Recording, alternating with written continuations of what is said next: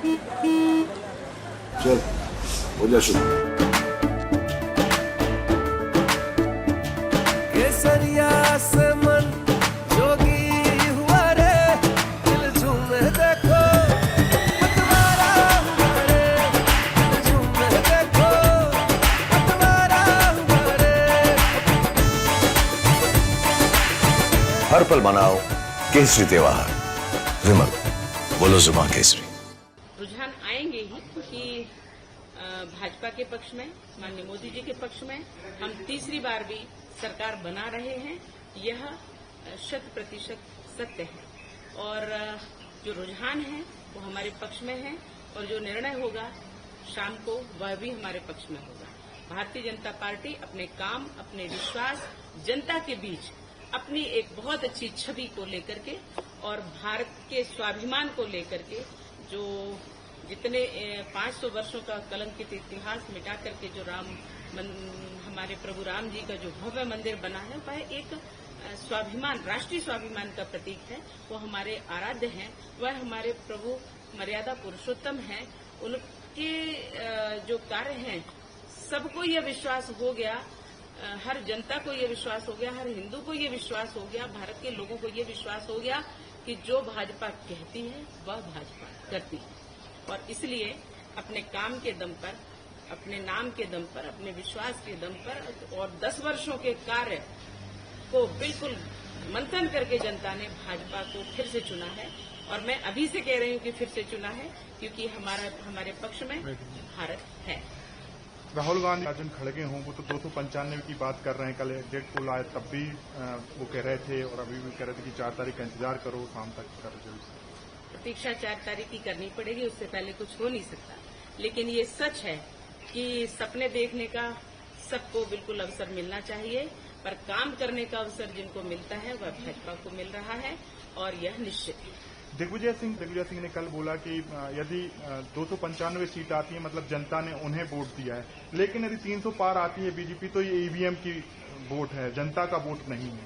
कांग्रेस तो ये प्रारंभ से ही कर रही है कि जहां कांग्रेस जीत जाती है, इनके लोग जीत जाते हैं, वहां ईवीएम बहुत अच्छी रहती है, भले ही ये बूथ कैप्चरिंग करके वहां चुनाव जीते, किंतु जहां भाजपा जीतती है वहां ये प्रश्न चिन्ह लगा देते हैं, इतने वर्षों में यह कुछ कर क्यों नहीं पाए ईवीएम का। अगर ऐसा ही था तो इनको जांच करानी चाहिए, इनको उसको बंद करवाने का प्रयास करना चाहिए, इनको बहुत कुछ करना चाहिए, पर इनकी दम नहीं है, क्योंकि जनता ने ही इनको नकारा है, तो अब ये कुछ करने लायक नहीं बचे। कांग्रेस के तमाम पटवारी, अन्य नेता भी कि जो बीजेपी है वो उसके पास मुद्दे नहीं है, वो भगवान को बीच में ले आती है, भगवा को बीच में ले आती है, राम जी को बीच में ले आती है, पाकिस्तान को बीच में ले आती है, विकास के मुद्दे पर चुनाव लड़ ही नहीं रहे। हम बीच में किसी को नहीं लाते हैं। प्रभु राम जी का आशीर्वाद है कि भाजपा जीत रही है। प्रभु राम जी हमारे आराध्य हैं, और भाजपा ने कभी नहीं कहा कि हम पाकिस्तान के पक्ष में हैं, भाजपा ने कभी नहीं कहा कि हम बांग्लादेश के पक्ष में हैं, भाजपा ने कभी किसी और विधर्म, ऐसे देश जो देश भारत के दुश्मन हैं, दुश्मन देशों का कभी साथ नहीं लिया, गद्दारों का और आतंकवादियों का कभी साथ नहीं दिया, ना उनको जी बोला है और ना उनको सम्मान दिया है। सदैव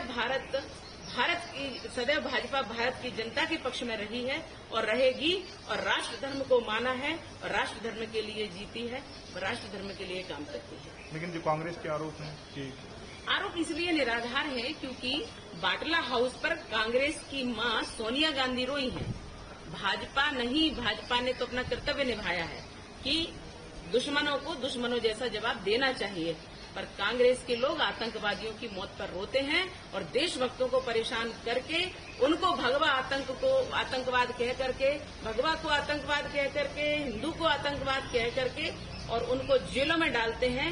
तो इसलिए इनके कुकृत्य, इनके दुष्परिणाम इनके सामने ला रहे हैं। यही मतगणना में लग रहा है कि आपको बिल्कुल पूरी तरह से, क्योंकि इन्होंने अभी गालियां भी दी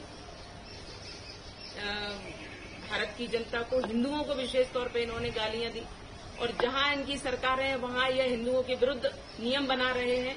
तो इसलिए जनता को पता है कि कांग्रेस का शासन जब था तब उनकी क्या हालत थी, और जनता को पता है कि अगर कांग्रेस का थोड़ी सी भी बढ़त आई है तो हमारी क्या हालत होगी। इसलिए कांग्रेस का कहीं अस्तित्व नहीं है, कांग्रेस का बिल्कुल सुपड़ा साफ। क्या होगा यदि कांग्रेस आएगी? आप आ ही नहीं सकती, आ ही नहीं सकते। जनता ये क्या मेरा समझती है? विश्वास, पूर्ण विश्वास है।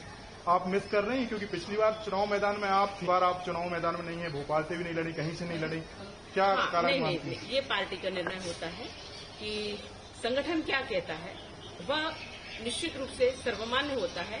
और मैं अपने केस में लड़ रही हूँ लगातार। वो केस अभी मैं उसमें संलग्न हूँ, इसलिए समय भी हमारा एक जगह लग रहा है।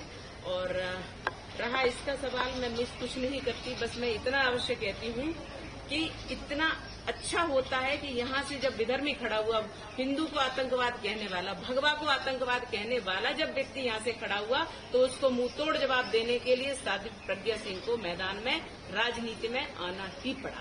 राजगढ़ क्यों नहीं गई, फिर वहां से भी तो लड़ रहे हैं। राजगढ़ में जो हमारे भाजपा के नेता लड़ रहे हैं, जो पहले भी सांसद थे, और वो उसके लिए पर्याप्त है।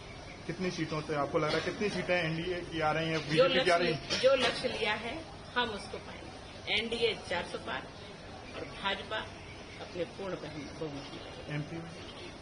एमपी में 29 सीट हम जीतेंगे, मध्य प्रदेश में 29 सीट हम जीतेंगे, ये मेरा विश्वास है। अभी दिग्विजय सिंह आगे पीछे चल रहे हैं, कभी आगे हो जाते हैं तो वो तो ठीक है, लेकिन दिग्विजय सिंह हारेंगे।